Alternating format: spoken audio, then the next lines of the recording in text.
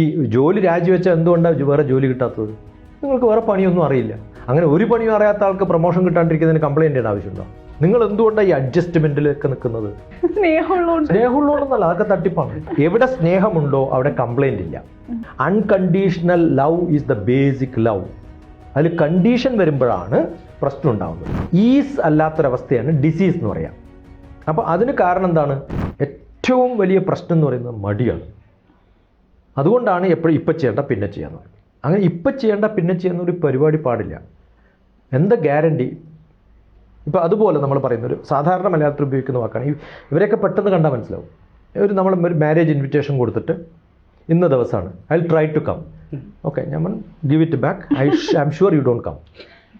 ഈ ട്രൈ എന്ന് പറയുന്നത് എന്താണ്? എനിക്ക് പറ്റാത്തൊരു സാധനം എന്നെ കൊണ്ട് ചെയ്യിപ്പിക്കുമ്പോഴാണ്. ആണോ അല്ലയോ?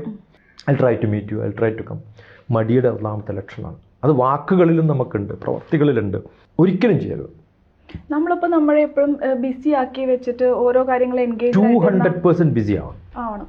അപ്പോൾ ഈ ഡിപ്രഷൻ ഒന്നും നമ്മളുടെ വേറെ ഒരു സമയത്തിനും നമുക്ക് ഒരു സമയവുമില്ല. നമുക്ക് വേദന അറിയില്ല, വിഷം അറിയില്ല, തലവേദന ഉണ്ടാവില്ല. മിക്കവാറും ആൾക്കാർക്ക് ഇപ്പം ബാക്ക് പെയിനാണ്, കാല് പെയിനാണ്, മൈഗ്രെയിൻ ഹെഡേക്കാണ്, ഫിസിക്കലി പ്രോബ്ലംസ് ഒക്കെ ഉണ്ടാവാം. എനിക്ക് ഫിസിക്കലി പ്രോബ്ലം ഉള്ള ഒരാളാണ്, അതെനിക്ക് ഒഴിവാക്കാൻ പറ്റില്ല.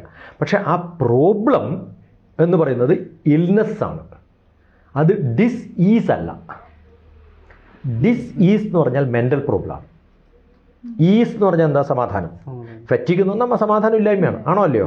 അപ്പോൾ ഈസ് അല്ലാത്തൊരവസ്ഥയാണ് ഡിസീസ് എന്ന് പറയാം. അപ്പോൾ അതിന് കാരണം എന്താണ്? എനിക്ക് ഇഷ്ടമല്ലാത്ത ആളാണ് എൻ്റെ കൂടെ. എനിക്ക് ഇഷ്ടമുള്ള ഒരാൾ വരുന്ന സമയത്ത് അവർക്ക് ഭക്ഷണം ഉണ്ടാക്കി കൊടുക്കുക, എന്ത് ഇൻട്രസ്റ്റ് ആയിരിക്കും. ആണോ അല്ലയോ? എനിക്ക് ഇഷ്ടമല്ലാത്ത ഒരാളുടെ കൂടെ ഞാൻ ചെയ്യുന്ന സമയത്ത് ഞാൻ ഫെറ്റീഗ് ആവും. അപ്പോൾ ഞാൻ സാധാരണ പറയാറുള്ളത്, ഇഷ്ടമല്ലാതിരിക്കാൻ കുറേ കാരണങ്ങളുണ്ടാവും, അത് കണ്ടുപിടിക്കാൻ, എന്നിട്ട് അവരെ ആവശ്യത്തിന് വേണ്ടിയിട്ട് ചേഞ്ച് ചെയ്യുക. നമ്മൾ അന്യോന്യം ചേഞ്ച് ചെയ്യേണ്ടി വരും. കുറേ കാര്യങ്ങൾ ഞാനും മാറാം നിങ്ങളും മാറാം എന്നൊക്കെ പറഞ്ഞ് ഒരു എഗ്രിമെൻ്റായി കാര്യങ്ങളൊക്കെ ഡിസ്കസ് ചെയ്യുക. ഇപ്പോൾ എൻ്റെ വീട്ടിലൊക്കെ ചില കാര്യങ്ങൾ ഞാനാ തീരുമാനിക്കുക, ചില കാര്യങ്ങൾ എൻ്റെ വൈഫാണ് തീരുമാനിക്കുക. വീട്ടിൽ എന്ത് മേടിക്കണം, എന്തൊക്കെ വെക്കണം, എന്തൊക്കെയാണ് ചെയ്യേണ്ടത്, എവിടേക്കാണ് പോകേണ്ടത്, ആരെ കാണണം, ഇതൊക്കെ വൈഫ് തീരുമാനിക്കും. അമേരിക്കൻ പ്രസിഡന്റ് ആരാണെന്നൊക്കെ ഞാൻ തീരുമാനിക്കും. നമുക്ക് ഇൻവോൾവ് ചെയ്ത് പറ്റുന്ന കാര്യങ്ങളും പറ്റാത്ത കാര്യങ്ങളൊക്കെ ഡിവൈഡ് ചെയ്താൽ നമ്മൾ അനാവശ്യമായിട്ട്, അതുകൊണ്ടല്ലേ ന്യൂസൊക്കെ കാണുന്നത്, പൊളിറ്റിക്സ് ഒക്കെ കാണുന്നതെന്ന് വെച്ചാൽ നമ്മൾ ഇതിനൊന്നും ഇൻവോൾവ് ചെയ്യാത്തതുകൊണ്ടാണ്. ആ ഒരു കുടുംബത്തിൽ എന്താ പ്രശ്നം ഉണ്ടാവുക? ഒരിതിനും കൊള്ളാത്തൊരുത്തൻ, അയാളുടെ കൂടെ ഞാൻ ജീവിക്കേണ്ട അവസ്ഥ വന്നില്ല, ദേ വിൽ ബിക്കം ഫെറ്റീഗ്. ഞാൻ ഹ്യൂമൻ റിസോഴ്സസ് ഡെവലപ്മെൻറ്റ് സെൻ്റർ ഉണ്ട് ഹൈദരാബാദിൽ, മാരി ചെന്നാറെഡ്ഡി ഇൻസ്റ്റിറ്റ്യൂട്ട് ഫോർ ഹ്യൂമൻ റിസോഴ്സസ്. സൂപ്രണ്ടുമാരായിരിക്കുക, അത് പോലീസ് സൂപ്രണ്ട് ഉണ്ടാവും, മെഡിക്കൽ സൂപ്രണ്ട് ഉണ്ടാവും, ഇലക്ട്രിസിറ്റി ഡിപ്പാർട്ട്മെൻറ്റിലെ സൂപ്രണ്ട്, എല്ലാ സീനിയേഴ്സിനും കമ്പൽസറി ക്ലാസ്, 10 ദിവസത്തെ ട്രെയിനിങ്, ഒരു ദിവസം ക്ലാസ് ഞാനാണ്. എല്ലാവർക്കും ഉള്ള കംപ്ലയിൻ്റ് ആയത് ഈ താഴെക്കടയിൽ വർക്ക് ചെയ്യുന്നവർക്കല്ല, മുകളിലുള്ളവർക്കും വർക്ക് ചെയ്യുന്നവർക്ക് ടെൻഷൻ ഉണ്ട്. കാരണം അവർ റിപ്പോർട്ട് ചെയ്യുന്നത് അതിനേക്കാളും മുകളിലാണ്, അതിനേക്കാളും കൂടുതൽ പ്രഷർ ഉണ്ടാവും. അപ്പോൾ അവരൊക്കെ പറയുമ്പോൾ ഞാൻ പറയും, പ്രൊമോഷൻ കിട്ടാണ്ട് 18 വർഷമായി എന്നൊക്കെ പറയുന്ന ആൾക്കാരുണ്ട്. Why can't you resign? അത് പറ്റില്ല. എന്താ കാരണം? അല്ല, ഇത് വിട്ട വേറെ ജോലി കിട്ടില്ല. അപ്പോൾ നിങ്ങൾ യൂസ്ലെസ് ആണെന്ന് നിങ്ങൾക്ക് തന്നെ അറിയാം. ഈ ജോലി രാജിവെച്ചാൽ എന്തുകൊണ്ടാണ് വേറെ ജോലി കിട്ടാത്തത്? നിങ്ങൾക്ക് വേറെ പണിയൊന്നും അറിയില്ല. അങ്ങനെ ഒരു പണിയും അറിയാത്ത ആൾക്ക് പ്രൊമോഷൻ കിട്ടാണ്ടിരിക്കുന്നതിന് കംപ്ലയിൻ്റ് ചെയ്യേണ്ട ആവശ്യമുണ്ടോ? നിങ്ങൾ എന്തുകൊണ്ടാണ് ഒരു ജോലിയിൽ നിന്ന് റിസൈൻ ചെയ്യാത്തത്? Because you don't get any other job. ഞാൻ യൂണിവേഴ്സിറ്റിയിൽ ഉണ്ടായിരുന്ന സമയത്ത് കേസ് കൊടുത്തിട്ട് ഇവിടുന്ന് എന്നെ പറഞ്ഞു വിടുക ചെയ്തു. അപ്പോൾ ഇവിടുന്ന് ഓർഡർ ജഡ്ജ് അടിക്കുന്ന സമയത്ത് ജഡ്ജിനെ എനിക്കറിയാം, ഇതിനകത്ത് ഒരു വേർഡും കൂടി ചേർക്കാൻ വേണമെങ്കിൽ until the next director comes you can continue. ഞാൻ പറഞ്ഞു എനിക്ക് ആവശ്യമില്ല, ഞാൻ നാളെ പോകും. കുറച്ച് ദിവസം കൂടി ഇരുന്നുകൊണ്ട് അതിനിടയിൽ ഒരു കൗണ്ടറൊക്കെ കൊടുത്തു. ഞാൻ പറഞ്ഞു എനിക്കതിന് സമയമില്ല, വേറെ പണിയുണ്ട്. ഓർഡർ വരുന്നതിന് മുമ്പ് ഞാൻ അവിടെ നിന്ന് സ്ഥലം വിട്ടിട്ടുണ്ട്. എന്തുകൊണ്ടാണ്? ഇതല്ലെങ്കിൽ എനിക്ക് വേറെ ജോലി കിട്ടുന്ന ഉറപ്പുള്ളതുകൊണ്ടാണ്. അതുകൊണ്ട് ഇവിടുന്ന് വിട്ട ഉടനെ പ്രൈം മിനിസ്റ്റേഴ്സ് ഓഫീസിൽ പോയി. അപ്പോൾ നമുക്കൊരു ധൈര്യം ഉണ്ടെന്ന് വിചാരിക്കുക. നിങ്ങൾ എന്തുകൊണ്ടാണ് ഈ അഡ്ജസ്റ്റ്മെൻറ്റിലൊക്കെ നിൽക്കുന്നത്? വേറെ ആരും കിട്ടാത്തതുകൊണ്ടാണ്. സ്നേഹമുള്ളതുകൊണ്ടല്ല, അതൊക്കെ തട്ടിപ്പാണ്.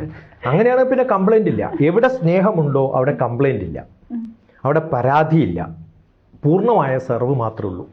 Unconditional love is the basic love. അതിൽ കണ്ടീഷൻ വരുമ്പോഴാണ് പ്രശ്നം ഉണ്ടാകുന്നത്.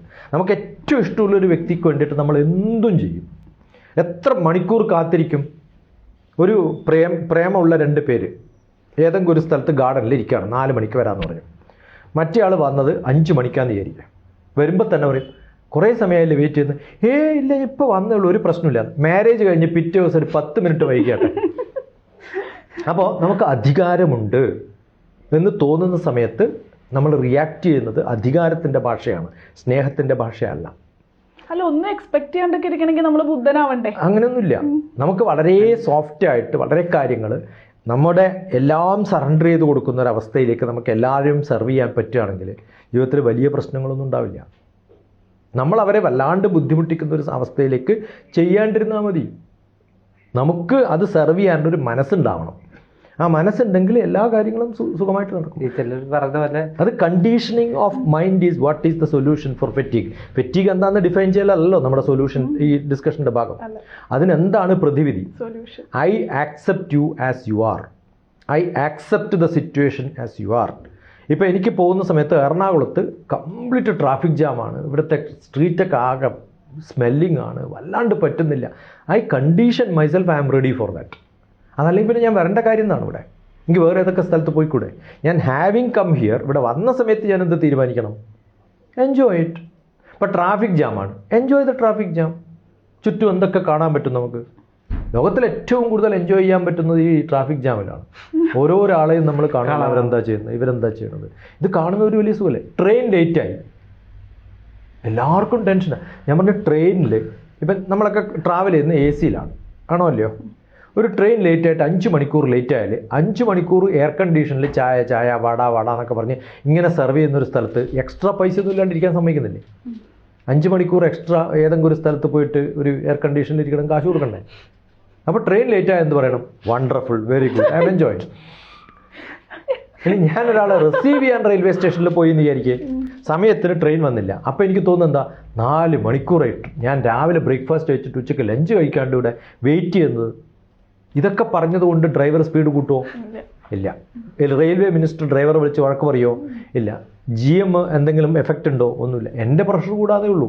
അപ്പോൾ ഞാൻ എന്ത് ചെയ്യണം? റെയിൽവേ സ്റ്റേഷനിൽ എത്രയോ ആൾക്കാരുണ്ട്, പല കാര്യങ്ങളും ചെയ്യുന്നു. അവരെയൊക്കെ കാണുക, അവരെയൊക്കെ പഠിക്കുക.